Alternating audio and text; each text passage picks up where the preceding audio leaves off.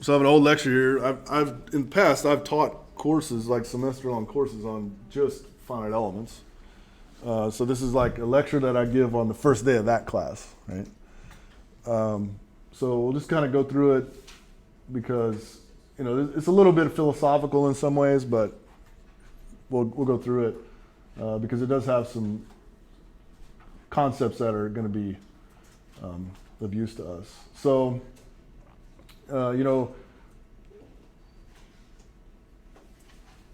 What we often do, because, all the problems that we can kind of solve by hand in closed form, they're on very regular geometries, right?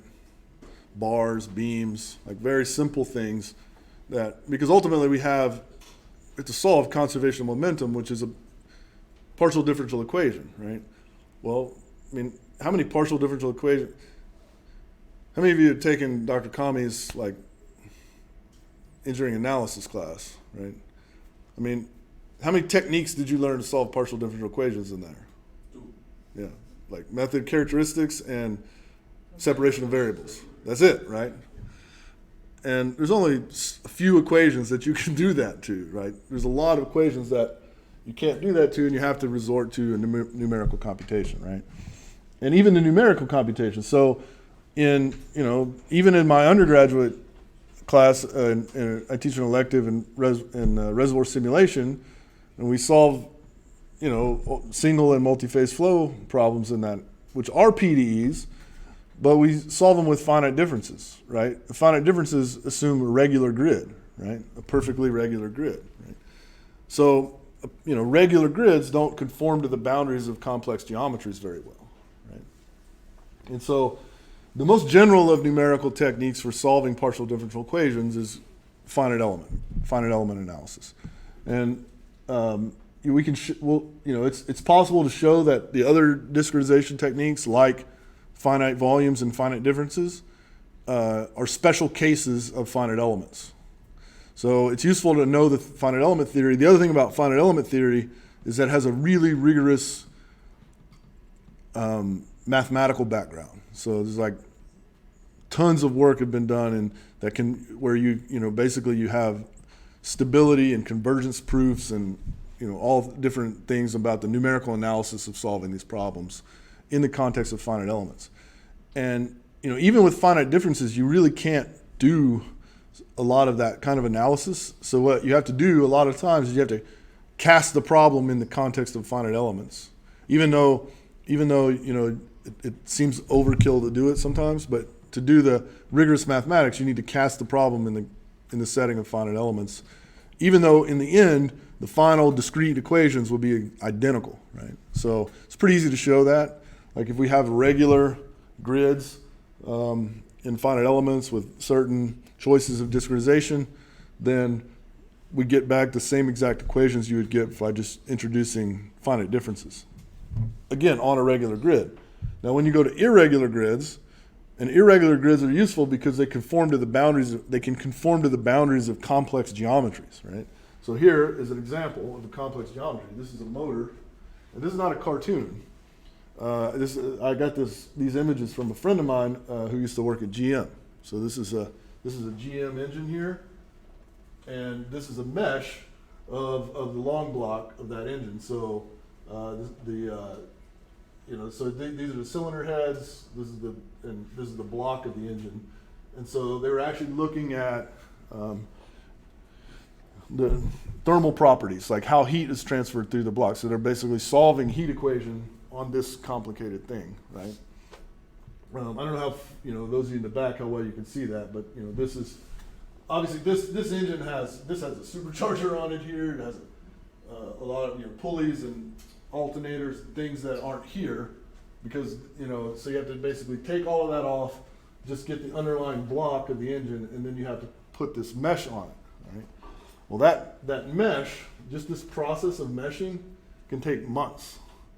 So there's people that work for GM that their entire job is basically just to take these engine designs and create these finite element meshes, and it can take months. It can take longer than it's much harder to create the mesh than it is to run the analysis. and say, you know, I was just thinking it's very similar to like in modern, you know, a lot of us are interested in machine learning. And in machine learning, it's often said that like 80% of the work is getting your data model ready, right? Like training a model is not that hard. It's like getting the data cleaned up. Kind of the same thing here. If you imagine that the mesh is the data, right, that you're going to feed into the analysis tool, getting it proper, it takes a lot of work. All right? So there are some actually modern, I don't have the ability to, let me see if I can switch back quickly. One of the reasons,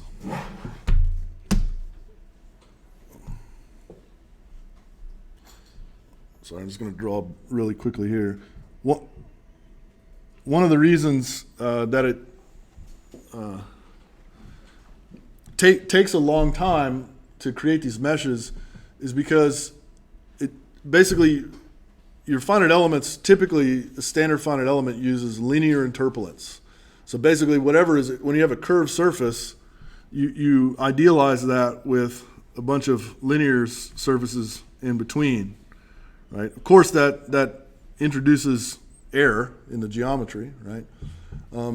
But it also, like, so, you know, when you actually machine something, you design a machine part, there's very few times where you have a sharp corner, right?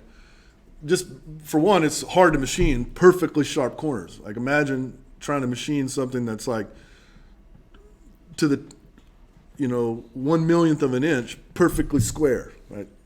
But you have tools, it's just like not possible. It also introduces stress concentration, sharp corners do.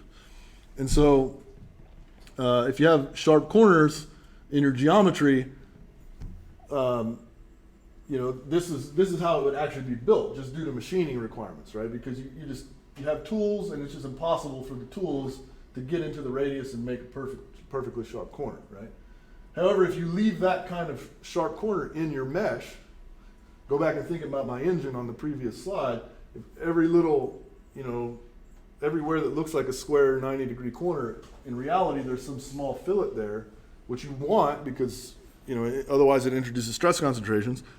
If you tried to conform to that with linears, basically you would need a ton of tiny little elements, right? And that's going to drive your element, you know, the number of elements in your simulation way up if you imagine that you're trying to conform to every tiny detail, right? So what's often done is the true geometry. So when they're drawn in a CAD program, the CAD designer will actually draw the fillets in there because that's how it's going to be designed, right? And that's what you want.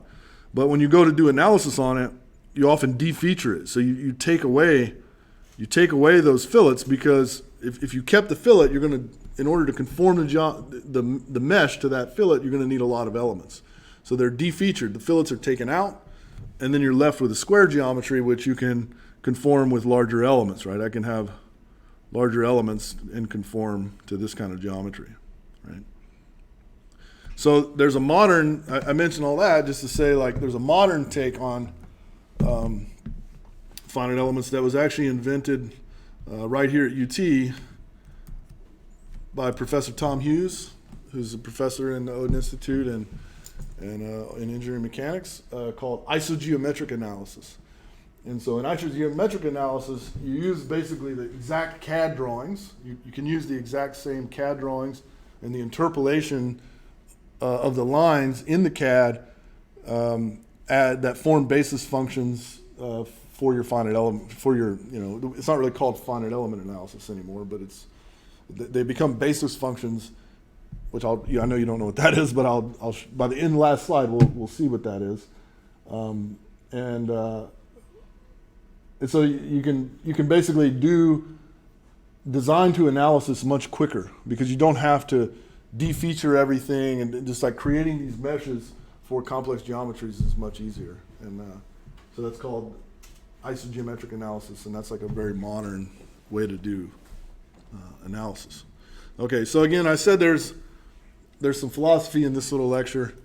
You know, this is the dedication of the book to a very famous book. It says the purpose of computing is insight, not numbers, right? And even though has anybody seen this book, Introduction to Applied Numerical Analysis, or do you know who Hamming is? There's another set of books that he's really famous for, and it's called Numerical Recipes. So there's a book, Numerical Recipes in C, Numerical Recipes in Fortran, and in those books are all these kind of classical algorithms for like root solving and other things. So if you were to say, open up and go look at the source code of like your SciPy F0 command, or it's called fsolve, and it's F0 in MATLAB. It's called fsolve in SciPy. But if you were to look at the underlying source code, there'd be some C code in there, and I guarantee you that C code would look like exactly what Hamming wrote in these books. And so, kind of a famous numerical analysis guy. So I like that. The purpose of computing is insight, not numbers. And I changed that a little bit to say the purpose of analysis is insight, not numbers. And the reason for this is what I mean by that is a lot of times, just due to uncertainty, certainly in subsurface problems, we have a tremendous amount of uncertainty. So to make predictive calculations is very difficult. It's always very, very hard to make predictive calculations in the sense that you don't actually know what the answer is and you're trying to make a true prediction about something you don't know what the answer is. It's very hard. The literature is full of papers that show numerical simulations laying right on top of experimental data. And you say, well, he made a prediction. Almost no one makes a prediction because they had the data first. Or, if you know what the answer is, there's a lot of knobs you can turn to make it lay on the answer, on the experimental data. So, it's very hard to make true predictions. And so a lot of times when we use computing for, it's not necessarily to make a number-wise prediction, but to make, to gain insight. Like if I change this parameter, what happens to the solution, right? To think about trends or how the physics evolve due to certain inputs, right? And so that's a lot of what we use computing for. And of course, we're getting better all the time, and hopefully we become more predictive. When I was, a graduate student and learning this stuff and writing my first codes, I was like so cocky about how good my code was going to be and how predictive it was going to be. And then I tried to solve some problems that I didn't know the answer to. And then later they did some experiments, and I got to compare my prediction to the answer, and I got humbled very quickly because I was not even close. There's a famous set of experiments called the Sandia fracture challenges, where they did that. They basically did a lot of experiments that are really well characterized, and they provided all the characterization data, but kept the results of the experiments blind, and we were asked to do predictions of fracture experiments. And there were about 20 different teams from MIT and all the best universities and national labs, and everyone did horrible. They're all published in special issues of the Numerical Journal of Fracture. You can go look them up. Sandia fracture challenges. All right, but I like that word analysis because in our context, if you go back to the original name, Greek meaning of the word, it means to break up. Well, that's very relevant to what we're about to do because that's exactly what we do in finite elements. We break up the problem and we solve each individual piece. So an informal definition in the context of science and engineering would be like probing into or simulating nature, right? Okay, so why do we want to do analysis? It's the key to effective design. And you might say, well, originally when I made these slides, I was talking to mechanical engineers, but we do design in petroleum engineering too, right? If you're a reservoir engineer, you design, how you're going to develop the field. If you're a completions engineer, you design the completion, right? And so we also do design as well. So what's an effective design? One that works? Is that the only requirement for an effective design? And I have let's have some fun. You guys probably don't think this class has been very fun with all the math and mechanics. So let's just have a little bit of fun for 1 second here. So an effective design is not simply one that works, right?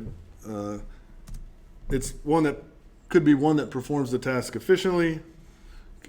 You have to consider economics. Like if you need a material that's highly conductive and also highly ductile, you could use gold that satisfies those criteria, but Also, copper might work, and it'd be much cheaper, right?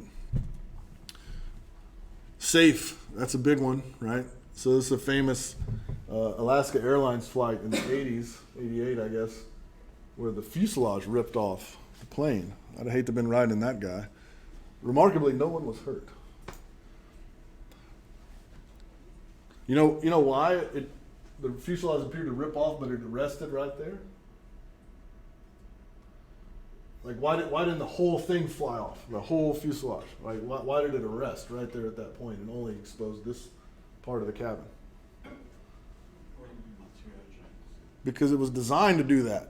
All airplanes are designed so that cracks. Do you know that airplanes have cracks in them? Does that worry you? All airplanes have cracks in them. It's grouped together, right? All airplanes have cracks in them. Right? So there's a whole sort of industry within the aircraft industry called non-destructive evaluation, where you use like ultrasonic techniques to go out and you look for cracks, and then you use statistics to basically determine the crack density and other things. But I happen to be a pilot, so when I used to fly airplanes, like one of the first things you do is you go and you have a checklist and you walk around the airplane and do a pre-flight inspection. Well, and we'd fly airplanes that were built in the 60s, and when you look at the like ailerons and stuff, there'd be cracks in them. But of course, if they're found, then there's ways to take care of them. You basically drill out the end of the crack, make a blunt notch, do some other things to protect it, right? But anyway, the point here is that this was designed to arrest those cracks when they ran.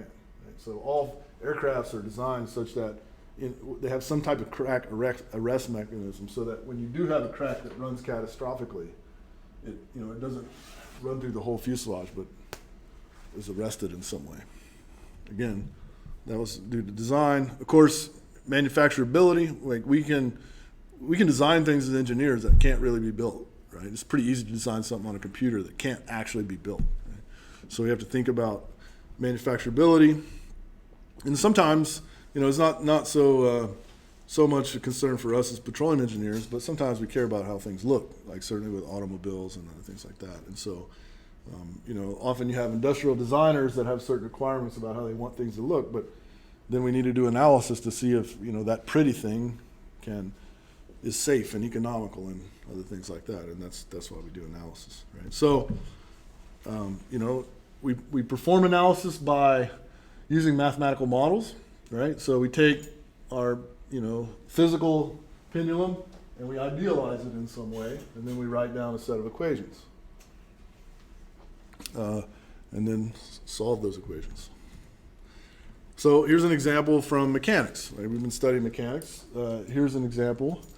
This is a bar. We in mechanics, when we're talking about a bar, it's a one-dimensional solid structure that only has axial displacement. So the bar is not allowed to bend out of the plane up or down. It's only allowed to go in this direction.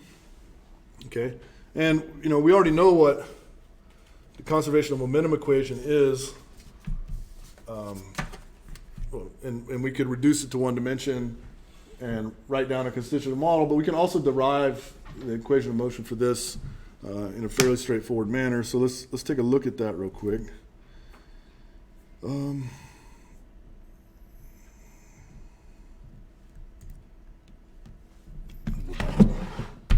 Here. All right. So we have a bar, has a cross section A, and the Young's modulus E. We're going to pull on it with a load P. It has an original length L. If we imagine that we pull on it with some displacement U and say we displace it a distance delta, so this is U of X. If we displacement a distance delta, well, you might remember from your undergraduate solid mechanics class that there's an analytic solution to this in terms of delta, right? So at the tip displacement for this problem is delta equals PL over AE. Okay, that's AE. Right, so that's what delta would be for given a force. But what if we had a varying cross section? So now we have, instead of just A, we have A of X. Well, we could take any little sliver, write a free body diagram, right? And write, what I said, this is dx.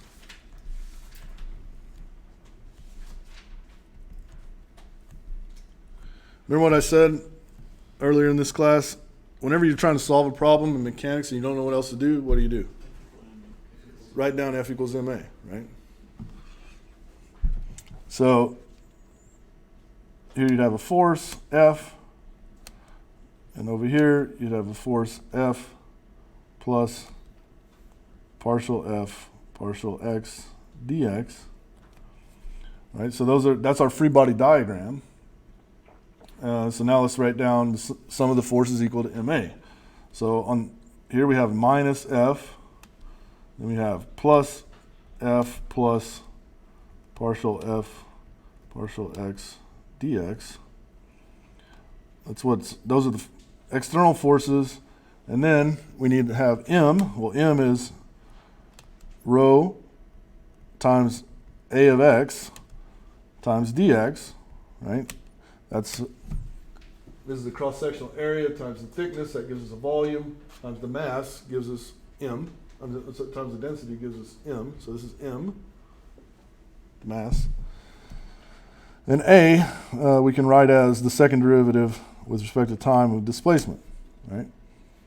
Now, in this case, the f's cancel. We can divide through by dx, so those cancel. And then we're gonna solve this as an equilibrium problem, so there's no acceleration. So we basically end up with sum of the forces, or partial F partial X equals to 0. Okay, but F, right? Remember, we have that, we know again from undergraduate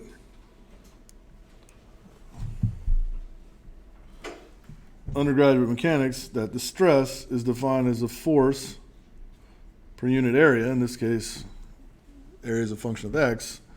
So we could solve this equation for F. F equals to the stress times A of x. Well, the stress we have a constitutive model for. Hooke's law, we're only talking about one dimension, so E times the strain times A of x. And then finally, we know that the strain, we have a mathematical definition for the strain. Again, in one dimension, it's just partial U partial x, A of x, right? And so then, if we plug in that over there into this equation, we have partial x, E A of x, partial U partial x equals 0. And then we need some boundary conditions. So on the left-hand side, we have that there's no displacement. Displacement is 0. And on the right-hand side, we have that the stress is equal to, well, the stress per unit area is equal to E A of x partial U partial x. That's equal to P. So here's our total problem. And now this is an ODE, so we can solve this. By hand. You can use the method of undetermined coefficients to solve this. I'm an engineer. I don't solve any equations by hand, ever, except when I'm teaching class. How many of you ever used Mathematica? You never used Mathematica?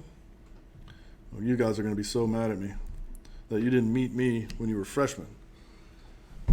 Did you know that there's a tool out there that can symbolically solve differential equations in closed form? Yeah. Mathematica, right? Of course, you can do it in SymPy as well, right? I like Mathematica. Unfortunately, it's not free. Mathematica would be the only non-free engineering analysis software that I ever recommend to you. I think open source is the way. I work on open source codes. I produce a lot of open source stuff. But Mathematica is really a great tool for symbolic manipulation. SymPy is fine, but it takes a lot of syntax to get things done. And one thing I like about Mathematica, especially for teaching, is that you can kind of, the code in some places can kind of look like the math that we use in class, right? So we're going to start off at the top up there. I just have an area function, okay? So I have an area function, and that's basically, this just plots the area. So now this is my bar, and it's just a one-dimensional bar that goes from 0 to 1. And it's not plotted, it goes from 0 to 1 here, but then this is very small width right there. So it's not perfectly, the aspect ratio is not perfect. But with that, I can write down my differential equation, right? So the D, E, I have a 2 there because the area function only defines the half, the area above it. So I just because it's symmetric, I multiply by 2. So you get the total cross-sectional area, right? And so there's a 2 there. So that's total cross-sectional area times the derivative of u of x with respect to x, and then all of that, we take a derivative with respect to x, right? And because a is a function of x, the derivative of a is computed automatically in this. And ultimately, this is our equation, okay? So then I can solve that equation. So you see I named an equation, and in Mathematica there's a function dsolve that I put in the equation, I put in the boundary conditions. Remember I told you what the boundary conditions are? U of 0 is equal to 0, and then this is the right-hand side boundary condition is equal to p, and then I solve it in closed form. So I solve a differential equation in closed form right there, and we get the analytic solution, right? So this is the analytic solution as a function of x, so then you can plot that, right? So if you have a rectangular cross-section, then you just have a linear line. I can go back, and it's kind of the reason for using Mathematica here, is that I can just really easily change to a different area. So I don't even remember exactly what this one is.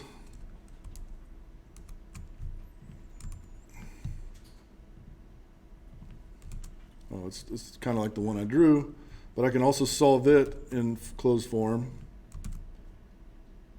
So that's the closed form solution. Just as if I were to spend 3 hours working through Dr. Kami's homeworks, right? You could have done it in 30 seconds in Mathematica, right? And here's the plot of what the displacement as a function of x would look like. Right? And I just for fun, I have a little thing here. You can kind of just have different cross sections, so you can play with the different cross sections, the different loads, and see how it changes. So again, you get the analytic solution, the plot, and then what the area function is. Okay, so what if A looks like this? I mean, what if our bar looks like this? Okay, that's kind of hard to write down one area function for, right? You can do it piecewise, you can still do it, but it's a little bit more difficult to write down a function that describes what the cross section of this is. So what do? I discretize it, right? I break it up into pieces. Now what do you notice about those pieces? They all look like things I have analytic solutions for. I just showed you, right? There's a rectangular cross section, a linear decay, a sinusoid looking one, and then one that slopes down like that, right? So I know the analytic solution for this and this and this and this and this. It's a linear problem. Whenever we have linear problems, we can use the principle of superposition, right? So all I need then is to sort of assemble it, right? I basically use the principle of continuity. That is that the displacement here must equal to the displacement there, right? On the plus and negative side of this line, or at the node, the displacements must equal each other. and then principle of superposition, and I can assemble this and I can get the overall solution for what this is. And this is essentially the fundamental idea behind finite elements, right? We're going to take and break up our complicated thing into things that we know the solutions for. And then use the principle of superposition to assemble them all into one thing that we can get an answer for, right? So that's this idea of discretization, okay? So yeah, does the shape of each subdomain look familiar? Yeah, I just showed you the known solutions to all of those different subdomains, okay? So finite elements in a nutshell is that the domain of the problem is represented by a collection of simple subdomains that we call finite elements. The collection of all the finite elements is called the mesh, the finite element mesh. And then over each finite element, the physical process is approximated by functions, polynomials or otherwise, and algebraic equations relating to physical quantities and selective points called the nodes. So the nodes are basically those joining locations between the elements. Like I mentioned, that where the displacement will assume to be continuous on either side of it, okay? These element equations are then assembled using continuity or balance of physical quantities and solved, right? So, notice I said that the physical processes are approximated over an element, right? So, in the axial deformation problem posed earlier, we solved the differential equations exactly, right? Because I had a well-defined geometry for each of those.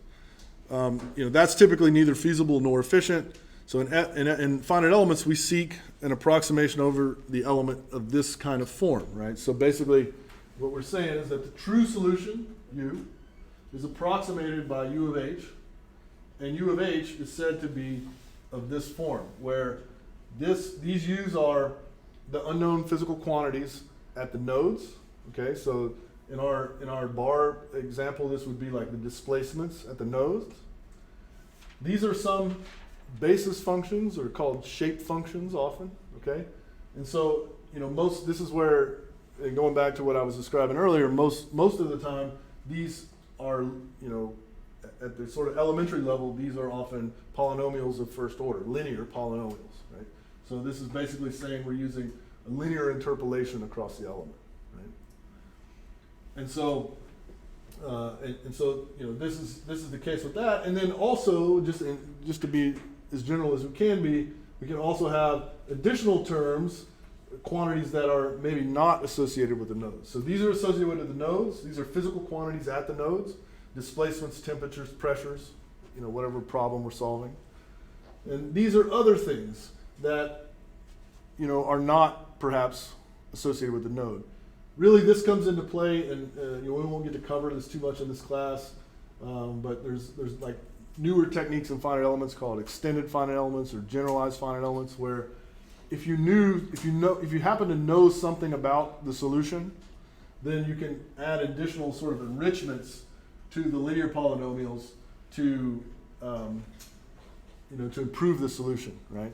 So if you take a reservoir simulation, you know that at a well, you use something called a Piesman correction, right? And that's because you might have an element, right? A volume, finite volume, an element that might be the size of, a kilometer by a kilometer in a simulator, right?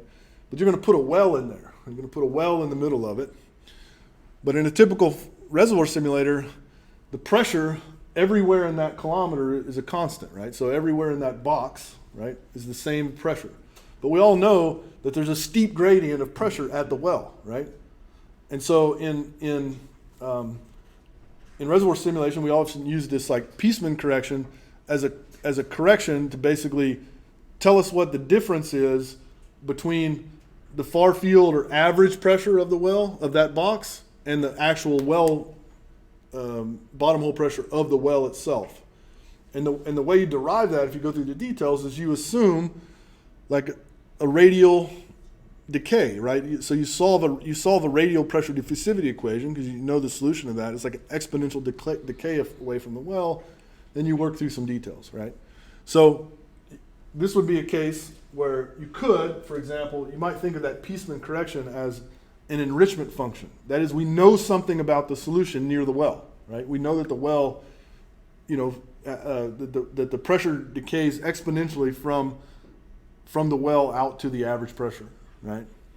Or changes exponentially from the well out to the, and we know that from solving the radial pressure diffusivity equation, right? So we know something about the well, so we could perhaps use that as an enrichment function to our approximation to give us more information, okay?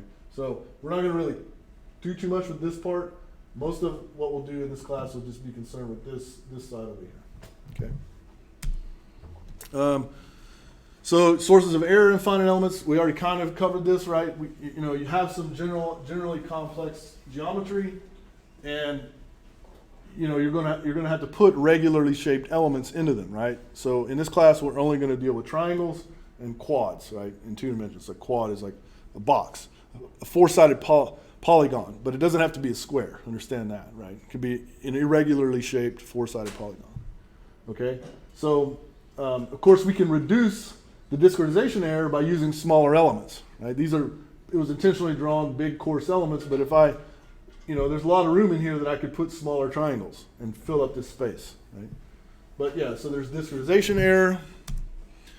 There's also error due to the approximation of the solution. So if we use a linear interpolant, but the true solution is like this, right?